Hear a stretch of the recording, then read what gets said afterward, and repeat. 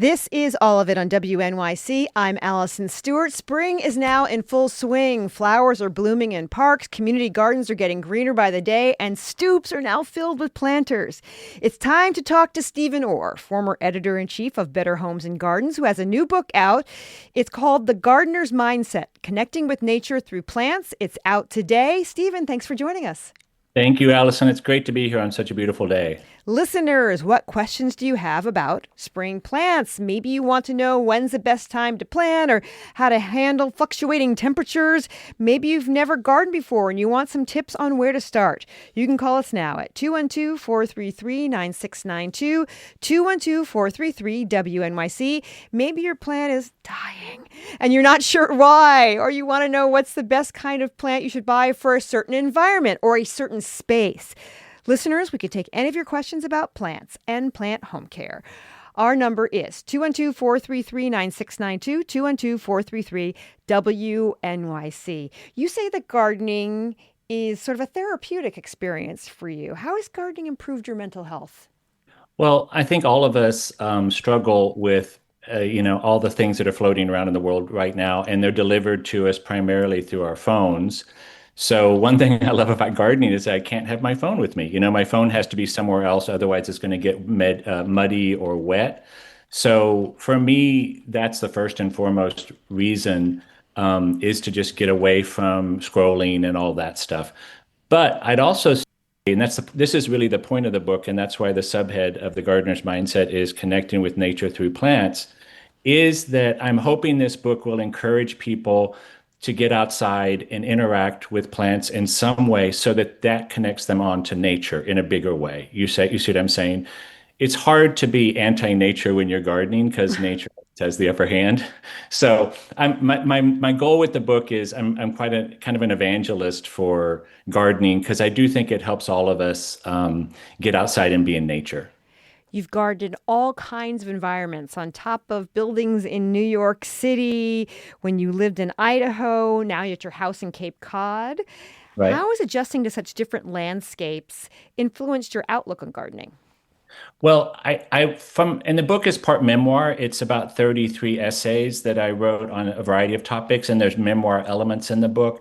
And I wanted to show people that from a very early age, my parents showed me how to garden. I'm a first generation non-farmer from West Texas. So I didn't grow up on a farm, but both my parents did. And I think my dad in particular wanted to show me where food comes from. So when I was a little kid, I was always right by his side while we planted tomatoes and black-eyed peas and okra and all those things. And then because it was the 70s, I gardened inside with my mom. And I learned to love houseplants. So I loved growing those things with her. So as soon as I had a chance, when I moved to New York City to work in magazines in the late 80s and early 90s, back in those days, Allison, I ended up in a very tiny but duplex penthouse apartment on West 19th Street between 9th and 10th Avenue that had a sliding glass door out onto the roof and a hose hookup for $9.50 a month. Classic. Classic. And I had to have two roommates to make that work on my salary of $16,000 a year. And I just looked out there and I thought, hey, there's a hose hookup here. And I started with a small white plastic window box. I'll never forget that I put herbs in.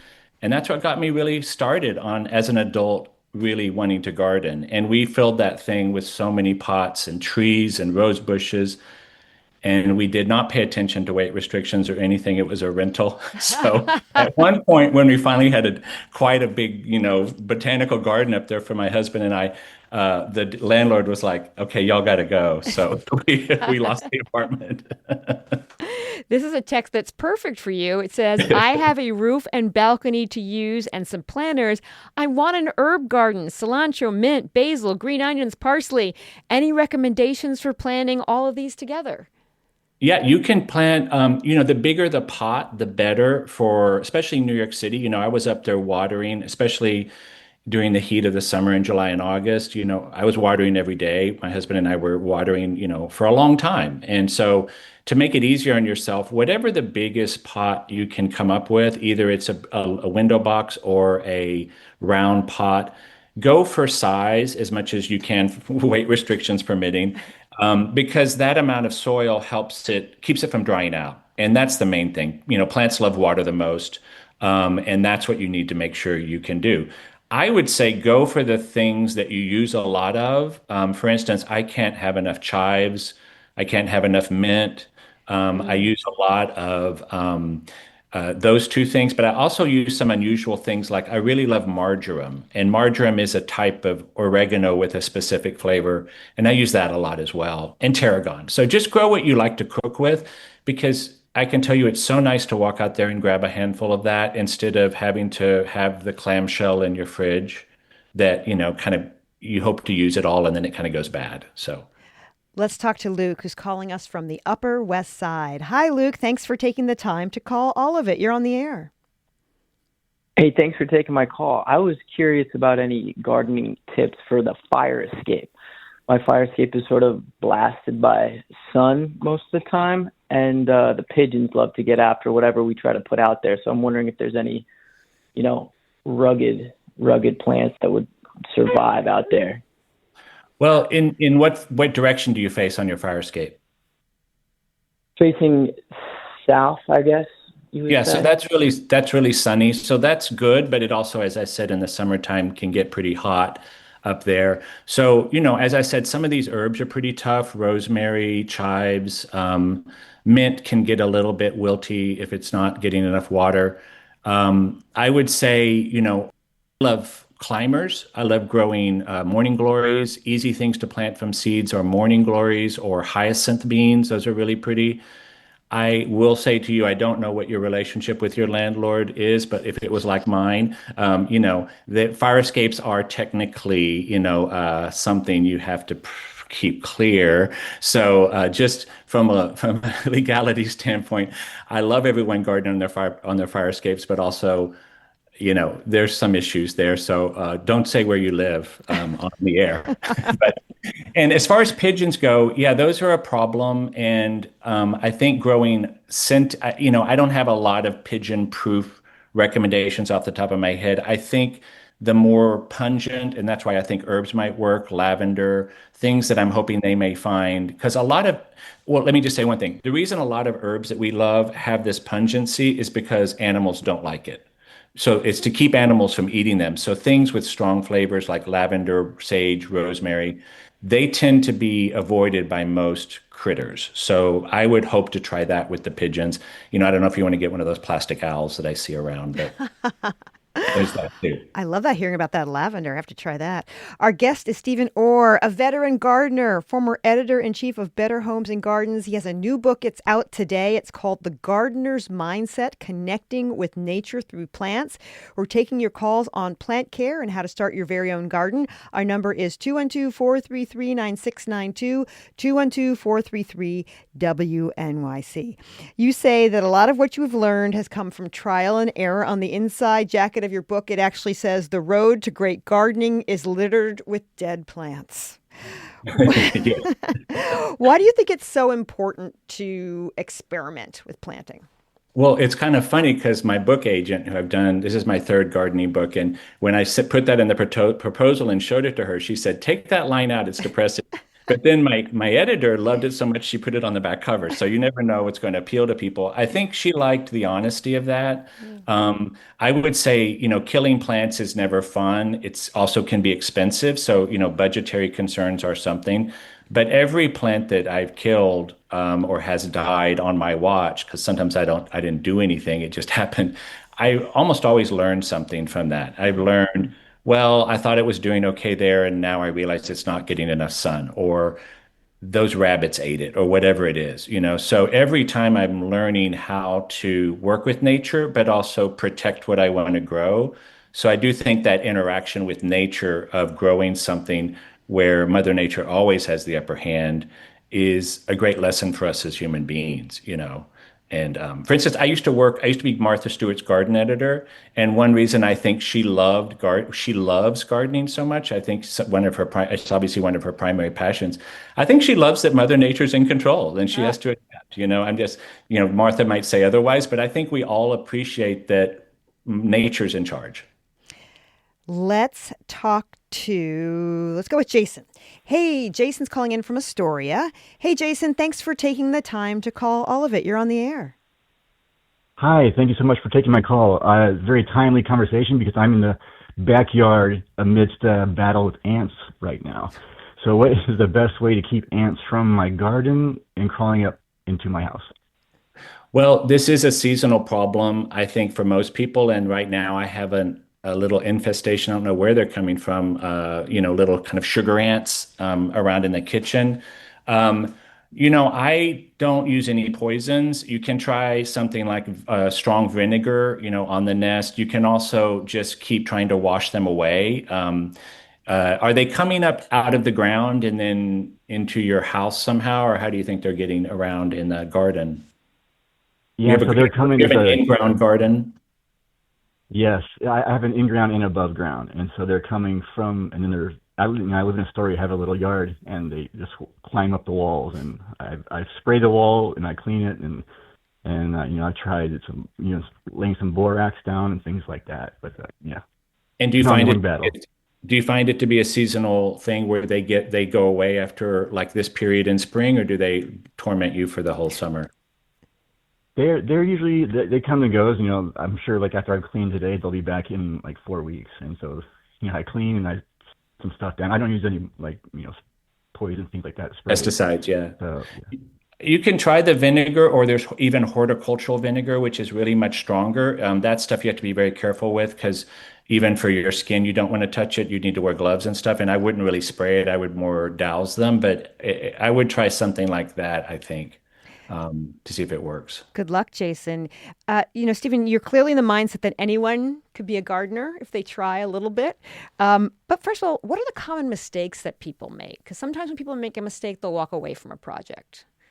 I think the common mistake is loving the plant too much, sometimes, especially a house plant, and overwatering it, maybe overfeeding it.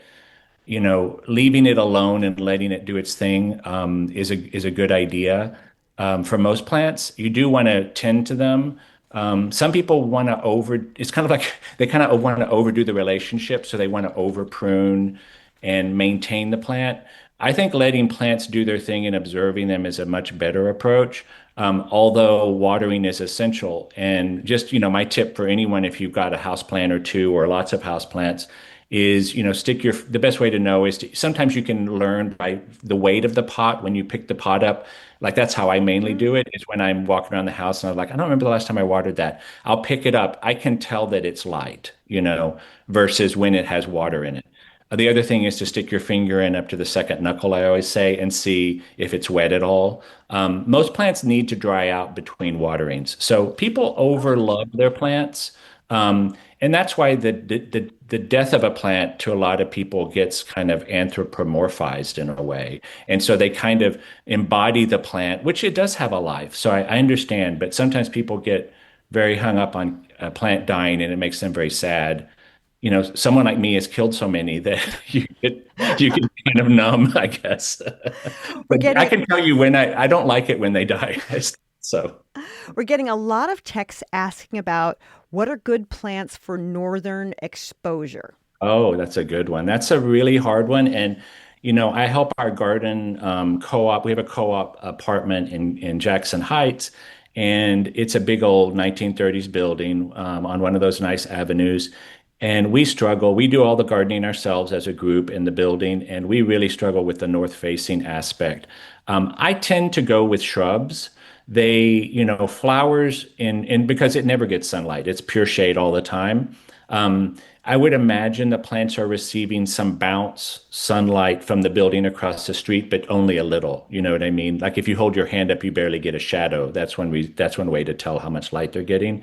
So I tend to go with shrubs. Evergreens are great, and then a mixture of blooming shrubs. We've had pretty good luck with.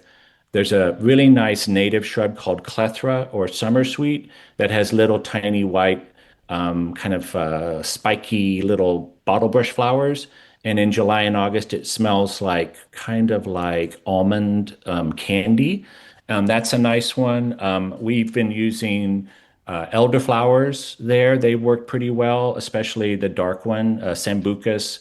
There's a dark-leaved elderflower. We have some yews, and we have some crepe myrtles that have done pretty well in the shade or partial shade. And then underneath for ground covers are important. So your most basic are going to be Pachysandra and things like that. But you can jazz it up with some really, if you have good soil and some mulch. I really am a fan of shade plants like lungworts.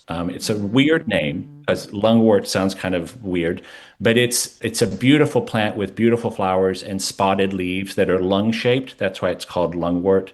They used to think it cured lung diseases because it was shaped like a lung with spots. But it makes the most beautiful flowers this time of year, and that one really can do really well in shade. Also ferns. So I would say a combination of shrubs that are found kind of there for year round, plus some bloom, and then an understory of ground covers. We're talking to Stephen Orr. His new book is called The Gardener's Mindset, Connecting with Nature Through Plants. We'll have more with Stephen, and we'll take more of your calls after a break. This is all of it.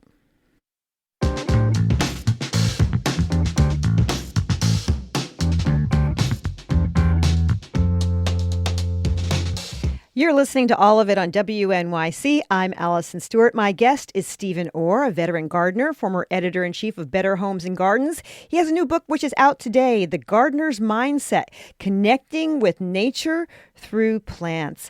A lot of your early gardening inspiration came from essays rather than a straightforward, this is how you plant. How does an essay format help you with these skills? Well, I've been wanting to write a book of garden essays for a while because when I started gardening, it was pre-internet in the 90s, early 90s. And so there were lots of reference books and how-to books, but I found myself reading books that had been written really over the past century by more literate, kind of a literary style of writing, because I could hear from these famous garden writers like Vita Sackville-West, or she wrote a column for her paper. You know, she's a famous writer in England, but she also wrote a column for her newspaper in the UK every week. And what they're giving is a lot of opinion. And the opinion that I like, I didn't like every opinion, but I enjoy hearing experienced gardeners' opinions. I learned a lot. And I love reading. So when I wrote this book, I wanted this book to be a love letter to books. And I wanted it, my imagination was it's not a coffee table book because it is a smaller size. I wanted it to be a bedside book so that we could go to sleep reading essays, not just mine, but woven throughout the book are a bunch of recommendations of books from the past 100 years that I think have a similar feeling of trying to help share people's opinions and tastes and ideas for gardening. And the best way to do that's an essay. So the book is really a love letter to those books that I learned so much from. Let's talk to Lisa, who's calling from Stuytown. Hi, Lisa. Thanks for calling All of It. You're on the air. Hi, how are you? I'm doing well. Good. Okay. My question was, I didn't know I was going to get on the air, but okay. I have a house in Columbia County, which is 2 hours north. It's just like a weekend house, 2 hours north. It's in the woodland area. And I planted a tree about 5 years ago in memory of my mom who passed away. It's a dogwood, a pink dogwood, and it's alive but not thriving. And I just wondered if your guest has any thoughts about why it's not thriving. It does leaf out, but maybe it's grown 6 inches, 8 inches tall since I bought it. And how tall is it altogether? I would say I'd say maybe 5.5 feet, maybe a little taller. And the deer haven't eaten it? Well, yeah, that's a good question. Their antlers. I read that deer can they rub their antlers on the actual trunk. Right. And so they have done that, but they have not eaten it. Okay.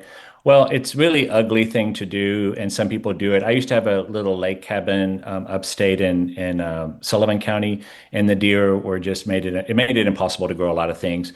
And starting a young tree was hard with that. So sometimes people put a kind of a tall cage around it until it grows taller than the deer, which is not pretty, but at least it gets your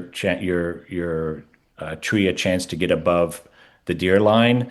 The other thing I'd say is the base of it open meaning it's not choked by grass or lawn. Also, you could kind of open that up by digging a circle, maybe, 2 feet, 2.5 feet in diameter, and then put mulch there, but don't have the mulch touch the base of the kind of pull the mulch away from the base of the tree. Trees like it with kind of an open base, but they do really like that mulch layer around them. It helps preserve moisture. If I wanted to get it going, I would make sure I fed it, especially this time of year. I'd give it a really nice feeding. I like to use natural fertilizers, so you could go online and I mean not online or to the local nursery and ask them what's best. But you could buy some plant tone, or you could buy a fish emulsion. Sometimes this time of year, I'll make a big, watering can with part fish emulsion to water. I'll, follow the directions. That's a really nice early jolt for that plant to leaf out because you really just want it at this point to grow and make a lot of leaves so it can feed itself. And then later on, hopefully you'll get this beautiful display of flowers. They like to be they're an understory tree, dogwood, so they do well usually under other trees. That's where they grow naturally. Is yours in the open or is it under a tree? It's under trees. Yeah, so they should be okay there. So I would say maybe it's a little bit of a feeding thing. Maybe you don't have to feed it. Like I said, don't overlove it, but every spring give it a nice start is what I would say. And then during the heat of the summer, if it's dry, put the hose on it for a little while and let the hose run, so it gets deeply watered. We're getting some suggestions from listeners. One says, ants hate cinnamon. Sprinkle that around. They Good will idea. go. Another says, plants on fire escape isn't just a matter of legality, it's also a matter of safety. Please encourage It people is. not to put plants on fire escapes. This person is correct. You recommend planting native species. Yes, Like I what? do love them. Well, I grow everything, so I'm not a pure native plant person, but I love, love, love supporting wildlife. So my favorite thing to do, even if you're in the city, when I had my roof garden, the amount of insects and butterflies that visited that roof garden was really great.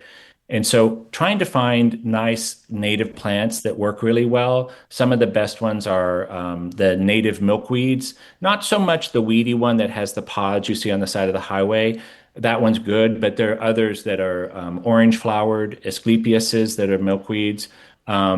Other plants that do well are there's some native mountain mints that the pollinators love, and they're very strongly tasting of peppermint. But there's several different mountain mints that are American. I love growing asters, especially in the fall, for a nice final jolt of purple color or white or pink. And the asters will be filled with all sorts of insects. And keeping all that mess around. If you do have an in-ground garden, keeping your garden on the messier side versus the completely, manicured side is much better for wildlife of all sorts, invertebrates, also lizards, and pollinators. My guest is Stephen Orr. His new book is out today. It's called The Gardener's Mindset, Connecting with Nature Through Plants. We're taking your calls on plant care and how to start your very own garden. If you have any questions, give us a call. 212-433-WNYC, 212-433-9692. Let's talk to Aikud, who's calling from Edgewater, New Jersey. Aikud, thank you so much for calling All of It. What's your question? Hi, hello everyone. Great talk. I have a question because I have many plants in the house and sometimes they die. I have no idea. Did I put too much water, too little water? Should I have put something different? So I saw these ads about some apps where you point the camera into your plant and it tells you, oh, this needs, eggshells, this one needs milk or coffee ground or this or that. Do you believe in this? Is it like a, fad or, what is your take on that? I'm pretty low tech. I use my finger and, I think most of your house plants, if it depends on what you're growing, but if you're growing what we would call an ordinary house plant, those plants are subtropical plants that come from parts of the world where they're generally not hardy outside and they're able to live in human conditions. And, that was kind of discovered over the past 100 years as people started to have heated homes, especially in the Victorian era, people started to have these houseplant collections. So if you're growing what are known as kind of ordinary houseplants that you see around a lot, primarily the main culprit is people watering too much, so they get root rot.